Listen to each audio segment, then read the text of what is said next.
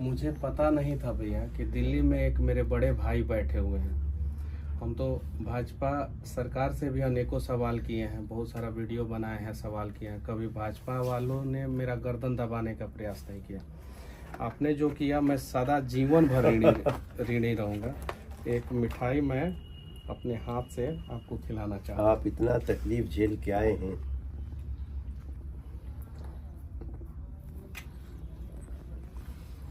हम आपके संघर्ष को सैल्यूट करते हैं और आपकी निष्ठा को, बिहार के प्रति आपके भाव को, और हम हमेशा आपके साथ हैं। देखिए, बीजेपी कभी भी मीडिया की स्वतंत्रता, निष्पक्षता को चैलेंज नहीं करती।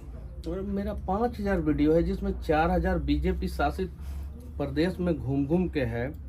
यूट्यूब पे सारा साक्ष्य है, प्रमाण है, कोई भी जाके देख सकता है। यूपी में, लेकिन आपकी बातों में दम है, आपकी दलील में दम है, उससे हमको सीखने की आवश्यकता है। अगर कोई आदमी, हमारे प्रधानमंत्री जी क्या कहते हैं, आप आवाज उठाइए, हम उसको उसके तथ्यों के अनुसार हम उसको एक्सेप्ट करने को तैयार हैं, सोल्व करने को तैयार हैं। तो हम तो, लेकिन जिन लोगों ने, जिनको गलत ही करना है, उनको आपकी बात बुरी लगी, कोई फर्क नहीं पड़ता। मैं आपको जो है अपने घर पे बुलाना चाहता हूँ। मैं आ रहा हूँ, मैं आऊँगा। घर दिखाना चाहता हूँ जिस घर का मेरा घर का कुर्की हुआ। अच्छा, जो कुर्की हुआ था, कुर्की हुआ 9 महीना बाद जो है एनएस से मेरे ऊपर से हटा दिया गया। मेरा तो 9 महीना बर्बाद हो गया। कोर्ट ने कह दिया कि नहीं, एनएस से इनके ऊपर जो है गलत तरीके से लगाया गया। अगर एनएस से नहीं लगा होता तो मेरा 9 महीना बचता। मेरा इज्जत जो है वो उसका मतलब कि ये किया गया। जिस घर को मेरे दादाजी ने बनवाया था, जो चीन के युद्ध में लड़े हैं, मैं वो जमीन दिखाऊंगा जो भारत सरकार ने चीन के युद्ध में लड़ने के दौरान मेरे दादाजी को 4 बीघा जमीन दिया था। अच्छा, वो जमीन भी दिखाऊंगा। मेरे घर से वो जमीन 3 किलोमीटर की दूरी पे है और वो पूरा मेरा पूरा क्षेत्र जानता है कि रामसागर तिवारी को जो है ये जमीन जो है भारत सरकार 4 बीघा चीन के युद्ध में लड़ने के दौरान दिया था। पूरा क्षेत्र जानता है। दादाजी का नाम था? हाँ, रामसागर तिवारी मेरे दादाजी का नाम अच्छा। था। और उनके द्वारा बनाया हुआ घर का कुर्की हुआ। अगर मैं बनाया होता या मेरे पिताजी बनाए होते उस घर का कुर्की होता। उसकी भी कुर्की हुई? उनके द्वारा बनाया हुआ घर का कुर्की हुआ। कुर्की में जो है मेरा चापाकल उखाड़ा गया, परेशान किया गया। अपराधी का कुर्की होता नहीं है, एक पत्रकार के घर का कुर्की इन लोगों ने कराया। बताइए, अब ये तो आग है दिल में। लोगों का मन यहाँ से भी, हम यहाँ इतना दूर से सुनते थे ना, तो हम तकलीफ में आते थे। हम तो गए आपसे मिलने, जेल में मिलने नहीं दिया गया। कोई नहीं, अब मनीष बाबू आप आगे बढ़िए। और मैं पत्रकार हूँ, मैं गलत करूंगा तो मेरे ऊपर एफआईआर होना चाहिए ना। मेरे कैमरामैन के ऊपर एफआईआर क्यों हुआ? चलिए, मेरे कैमरामैन के ऊपर एफआईआर कर दिया। मेरे ऑफिस के सारे स्टाफ के ऊपर एफआईआर क्यों किया, जिनका कोई दूर दूर तक कोई रिश्ता नाता नहीं है?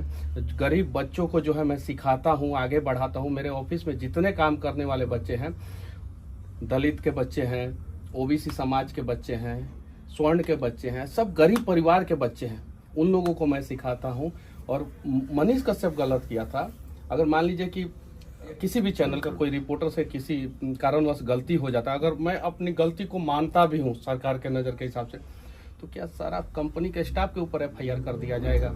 मेरे सारे स्टाफ के ऊपर एफआईआर किया गया और मेरे खिलाफ सबूत भी प्रशासन सरकार के दबाव में पेश करने का प्रयास करेगा, लेकिन कुछ नहीं इन लोगों को मिलेगा। मैं 4 जनवरी को आपके गांव आता हूँ।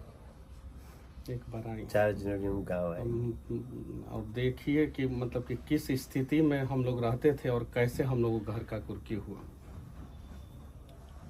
ठीक है, कोई बात नहीं। अब ऐसी दमनकारी जो सोच है जिनकी, उसको कुचलना आवश्यक है। आगे जो है, आप जैसे लोगों को कोई इस तरह से फंसा करके, जो भी हो, आपको किसी जिन जिन जगहों पे अपने संस्मरण बताइए और उसको, जिन्होंने जो किया है उसको सजा मिलनी चाहिए। ये लोकतंत्र है भैया। दमन करने वालों को सजा नहीं मिलेगी तो हम जवाब क्या देंगे किसी को?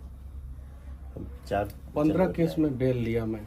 15 केस में? 15 केस में 11 केस जो है एक बार में किया गया मेरे ऊपर। 6 तमिलनाडु में, 4 बिहार में और 1 NSA, 11 केस एक बार में, एक वीडियो की वजह से।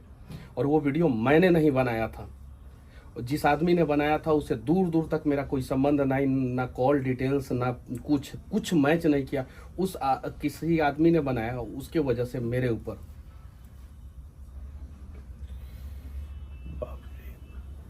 नहीं, हम लोग तो, मैं तो थोड़ा सा जब घटनाएं घटती तो मैं सोशल मीडिया भी खंगालता था। देश का युवा, ऐसे सब सच्चे लोग आपके साथ हैं, साथ थे, साथ हैं और साथ रहेंगे।